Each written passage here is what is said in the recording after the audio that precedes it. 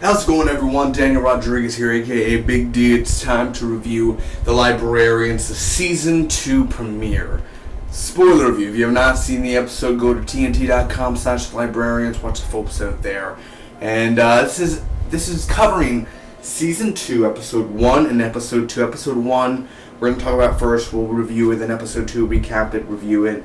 So that's for both. Episode 1 is And the Drowned Book, The Librarians and the Drowned Book, and Episode 2 is The Librarians and the Broken Staff. So, spoiler review again, like I said, and I reviewed the first season of The Librarians, man, when it first came out, week after week, and let me tell you, I'm not gonna lie to you guys. I'm not gonna stand here. I'm gonna tell you how it is.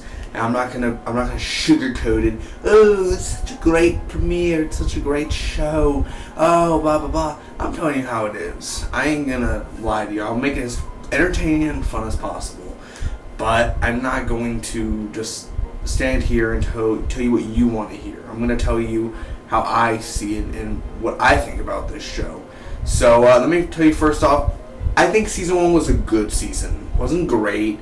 It was never that funny, but the characters is what got me into the show. And honestly, being a librarian would seem cool, not like a librarian. Oh, shh. No, but a librarian with powers and magic and everything. Are you kidding me? Who wouldn't? Who wouldn't want to have that job? So that's amazing. That got me hooked. Noah Wiley or Noah Wild, how you say it, Tom Mason from Falling Skies. You know, he had me at ER way back then, man. So, been a big fan. Never seen the Librarians movie, never got to them. Don't know if I'll ever get to them. But here we go. I do want to see them one day. But if they're as cheesy as it is in the show, well, we'll see. You know the way Noah Wild talks, you know, and this and that, and yeah, you know, just the way he talks. It may turn me off. So, here we go. Season 2, Episode 1, titled And the Drowned Book. Let's get right to it. So, the Librarians are split apart, of course, and they're in New York. All magic is open. The ley lines are open. Magic has come back. And we meet James Worth. Of course, Eve and Flynn are together, and they meet James Worth. So, he knows Flynn is a librarian, and there's this large storm approaching. So, all three are working together. Cassandra, Ezekiel, and Jacob are working together, and they argue a little bit. They're like, why did we ever split apart? Because of this, we argue. Well, you were trying to tell me what to do, you know. So they're all kind of arguing with each other. So they miss each other, and Ezekiel's flirting with this girl, this royalty girl, and I just love the way Ezekiel, because man, girls are hardcore sometimes, man. You girls like. Because let's say something, like example, you're here. Let's just say I'm some Brad Pitt looking guy, and I come up and I'm like, nice earrings, look good on you, and then you're just like, not interested. Well, maybe it looks like I'm trying to pick you up, but maybe I'm not. Maybe I'm trying to. It may look like I'm trying to. I may say something that sounds flirting with you, but maybe I'm not. Maybe you should stick with the conversation until the end and then wait and be like, oh, no, not interested. You know, I'm saying some girls in there, she's like, oh, you're not interested. I'm like, wow, okay, well, you know, hold on. Maybe I just want to talk to you because no one else is talkative. You know, maybe that. But whatever, you know, just go off on your way, you know, because there's other fish in the sea, so. Anyway, so that's going on. Ezekiel's flirting. It's working out and then not working out. She's always roaming around. And Flynn, and we find out that, well, he thinks James Worth is Sherlock Holmes because he's a fictional character. He was brought out of a book. And he's like, you're Sherlock Holmes. Oh, big fan. We find out he is not Sherlock Holmes. He is James Moriarty. So, Cassandra and the Italian girl, don't know her name, they end up getting their numbers. You know, the Italian girl likes her and everything, and Ezekiel's kind of looking like, oh, really? So I like that. And I thought she was going to kiss Cassandra. I was like, whoa, hold on now. And then she was like, here's my number if you ever want to call me. And she's like, oh, thanks. Really nice girl there. So anyway, the fictional, and Terry the janitor is a bad guy. His name is Prospero. That's his name. He unlocks this safe and he unleashes his power and this little, like, compass guy named Ariel. So Prospero, him and James escape, and there's a sunroom. Jacob says his goodbyes to Eve and Cassandra and all them, or Cassandra and Ezekiel, and he's like, if I don't make it out, just know that I love y'all. You're my best friends. He says his goodbyes, which you're thinking, this is episode 1. Calm down. You're not going to die. Like, you're wasting our time saying goodbye when we know you're not going to die. There's, you know what I'm saying? Like, it's just kind of like, really? This should be like a season finale type of moment, not like a premiere moment. But okay, we get it. They love each other, which is what I love Jacob Stone. I love Mr. Kane, the actor, or Christian Kane, or whatever his name is. I love the actors, man. Ezekiel Jones, that guy, he's really cool. They're all great, you know. They're not bad. I'm just saying, like, really, you're saying your goodbyes? Really? Oh my gosh. So, anyway, that's not how the story ends. That's for the fictional characters wise. That's not how the story ends. Like, they have to die. Like, Eve stabbed James earlier in the episode, and he didn't die because that's not how his story ends. So anyway, they use sunbeams and they deflect the Hurricane Ariel away, and basically they save the day. So that's episode 1, titled "And the Drowned Book." I'm going to give you my pros and cons, and I'll get to episode 2. First off, I do like how they're fictional characters. I love that we have James Moriarty here, and I love how we have Prospero. I do like that, and how they're evil in a way where, you know, they're evil characters, but imagine bringing Romeo and Juliet to life, Frankenstein to life. Imagine bringing all of Shakespeare's characters to life, Hamlet. Just all the greats, man, all the great characters and the influences throughout time. From the pages to real life. You do that to a comic book man in this world. How crazy would that be, having the real Thor, the real Iron Man, the real Batman, the real Superman? How crazy would that be, wouldn't it? So I do like some of the effects in here. Some of the effects do work, some of the effects don't work. We'll get to that in a little bit, but some of the effects are very interesting, man. Especially, you know, some effects, like there's a boat that's just there for like decoration. It's all CGI. It's like, ew. But some of the blue effects and like the weird sound that Prospero does with his voice, like that's good, man. That's nothing wrong there.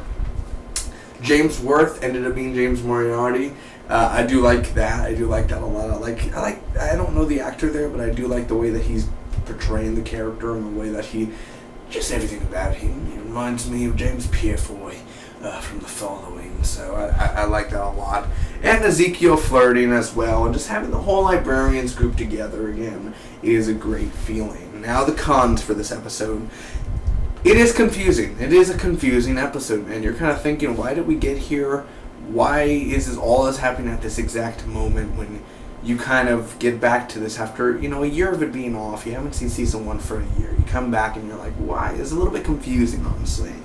And it is cheesy. And yes, season 1 is known for being cheesy, but this episode was really cheesy where it was not funny for me. There's not one scene where I laughed in episode 1. Not one entire scene where I ha ha ha ha ha. Not one scene. There was not one scene that did that for me.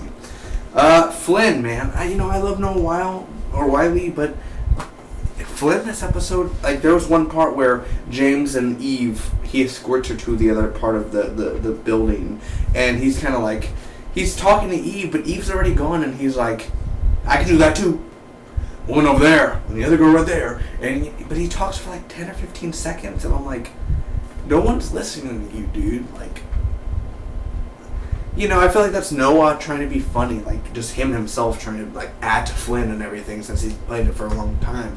I feel like his comedy just doesn't fit my comedy area, you know. I'm not like a 10-year-old like looking for some of that little comedy there. His comedy doesn't fit my comedy, honestly.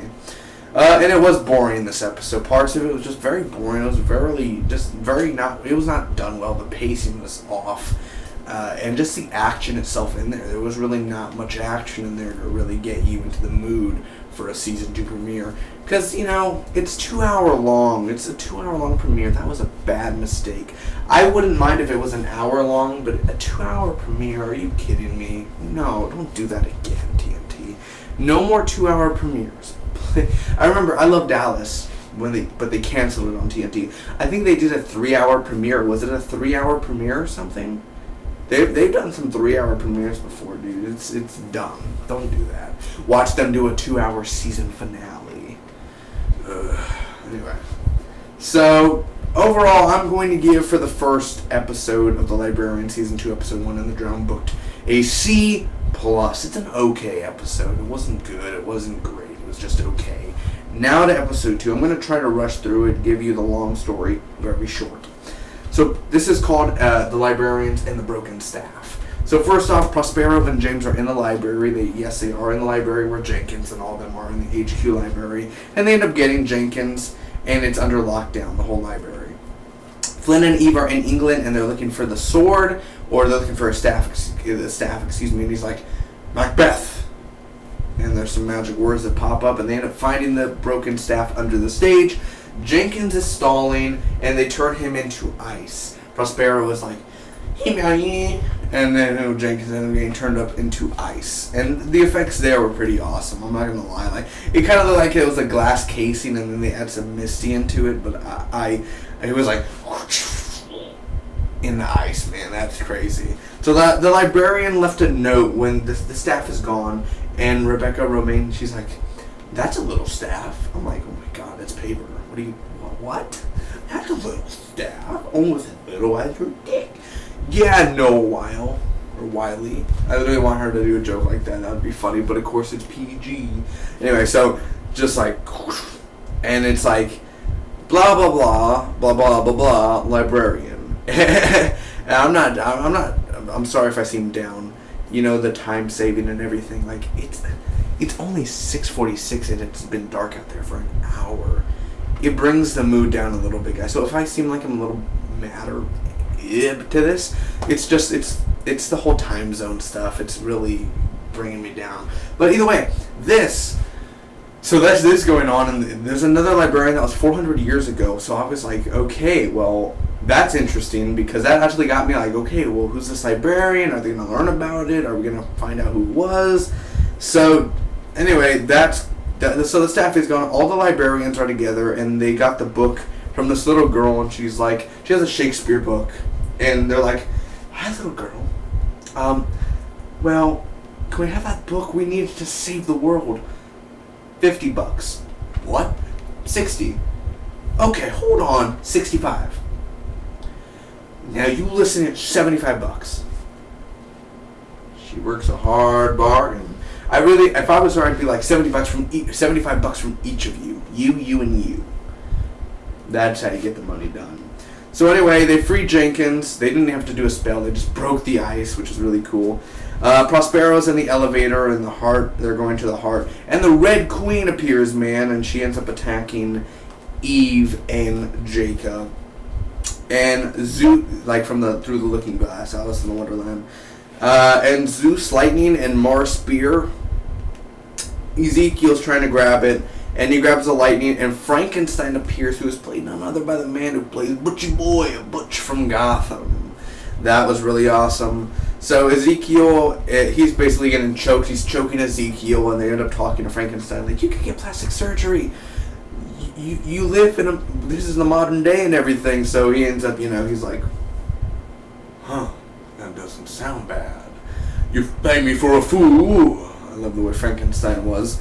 So, thanks a lot, TNT, for spoiling Alice in Wonderland, Alice Through the Looking Glass. Thanks for spoiling that.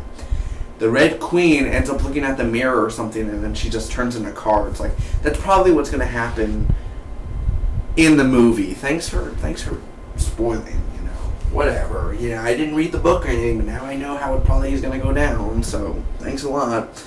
So now I know how she gets defeated. So the Red Queen is defeated, and there are three beams, and we go to the Tree of Knowledge, because that's where the heart of the library is. and Prospero's looking for the Tree of Knowledge. Well, Flynn is there, and he ends up burning the Tree of Knowledge. Prospero leaves. E gives Ariel back to James because James wanted Ariel back, and she was putting him over a cliff, and she's like, I know how your story ends. She literally could have defeated James Moriarty there. He could have jumped over the cliff, and he could have died. But you know what? She has feelings. He's a fictional character. He's not real. You stabbed him earlier. He didn't die. Why do you have any feelings towards him? You should have just, boom, run after it. He's dead. He's gone. But no, that heart moment. So anyway, that happens, and it wasn't the tree. We find out that wasn't the Tree of Knowledge. It was some other tree that was really important. Yeah, it looked important. I thought that was really awesome. So Flynn leaves because who knows what Noah Wiley has to do. Anyway, they're gonna work together because, you know, since Rebecca Romaine is the Guardian, she's like, we're gonna work together again. Yay, you're gonna be here for more. Awesome. Let me tell you something real quick. Yeah, Rebecca Romaine, okay, she's beautiful. Okay, oh, great. She's beautiful. Yes, okay, cool. She's a model, right? She used to be, or is still, I don't know. Still, I'm gonna say it the way it is. She can't act. She has no acting skills. She's wooden. She's stale. And don't bring in that models really don't know how to act, for one thing. Don't bring that apart. I'm just saying, she was awesome as Mystique, but I think she's better in the makeup for sure. That's just me, but I mean, she looks good outside of it. I'm saying I really do like the Mystique makeup. I mean, Jennifer Lawrence looks amazing. I have a poster right there, Mystique, but it's Jennifer Lawrence. But I mean, oh my God, Rebecca Romaine was. But still, you know, her acting skills itself are just, no, it's really bad. I mean, there's a part where she sounds like this and she's talking and, oh really, Flynn? Are you kidding me? Like, oh my God, no, just stop. Anyway, here are the pros, here are the cons. And I know it sounds like I'm like crapping on the Librarians. I think the first season was good. Don't get me wrong. I enjoyed the Librarian. I still enjoy it. I think this season's going to be a good season. But the first episode, this episode itself, let's get right to it. First off, the pros. I love how they end up using Macbeth. You know, Macbeth never gets used that much anymore, so that was cool. And the Librarians really actually gets me more interested. I hope in this season we kind of learn out who was that librarian. And, you know, maybe we'll get a good history lesson out of it. The effects and Jenkins being in ice. Those effects there, you know, the whole effects and that Prospero was using as well. This episode was better in effects. The Red Queen, I love how, and Frankenstein as well, dude. I love how they use those characters, and they weren't some characters I didn't know. So, you know, they have a lot of, like, I mean, Frankenstein, the guy from Gotham, Butch. So it's cool to see, you know, different characters in here. I really do enjoy that. And I love how it was not the Tree of Wisdom, that twist there. You think it's the Tree of Wisdom, and you're thinking, holy crap, humanity, it's done for. But it was not a Tree of Wisdom. But it was something important. God damn it, Flynn. Now the cons of this episode. The whole ending. You know, the whole, you know, why couldn't she just leave with Flynn? And also, why is Flynn leaving? You know, it's kind of like Noah Wiley. You're not an A-list star. You're not an A-list actor. You're not doing 50,000 projects. You're not Brad Pitt. You're not James Franco. You don't have to leave the show. Falling Skies is done for. You finished it already. Be on the show. You know what I'm saying? What are you doing? Broadway? What are you doing that needs to not have your attention? You know. And also Jacob saying, oh man, I was thinking about the first episode. I wrote Jacob saying his goodbyes. That was the first one. Even James, you know, the whole Ariel thing, the whole, like, why couldn't she just throw it out? She could have just threw the necklace. Like, that whole part there, I was like, no, I'm not digging it. That's not working for me as well. And it is a slow episode, man. But I will say episode 2 is better than episode 1. I enjoyed And the Broken Staff way more than episode 1. I'm going to give episode 2 a B-. It's a good episode. It wasn't great, but it wasn't bad. But it was way better than being an okay episode. It was good. So, in total, I'm going to give the season 2 premiere a C+. plus. It's just an okay premiere. It wasn't that good of a premiere. Wasn't great. But I do like this season on the Librarians. I do think that it does look really good. I think that the upcoming footage that they've shown should have been the premiere, because honestly, the upcoming season sounds awesome. Next week even sounds better. So we'll see what goes on. Prospero ends up escaping this episode, so why make it a 2-hour? Why make it a 2-hour premiere if he ends up living and going to be the season villain? Why do you keep him? Why do you do a 2-hour premiere if he's going to be the season villain? There's no point in doing that. I don't understand why you did that. But either way, I don't hate the Librarians. I was excited when season 2 got announced, when they renewed it. So I just want people to think I'm not hating on the Librarians. I love Noah Wiley. I love Falling Skies. I want this show to do good. I want it to get better ratings. I want it to get better things. Season 1 was good. The premiere of season 2, disappointing. It was disappointing. Thank you guys so much for watching. Hopefully all of you enjoyed or agree, or if you disagree, comment down below. Tell me what you disagree on. What do you agree on? What are your thoughts? Forget my thoughts. What are your thoughts? I'll see you all for next week for more of The Librarians. Until next time, have a good one. Bye-bye.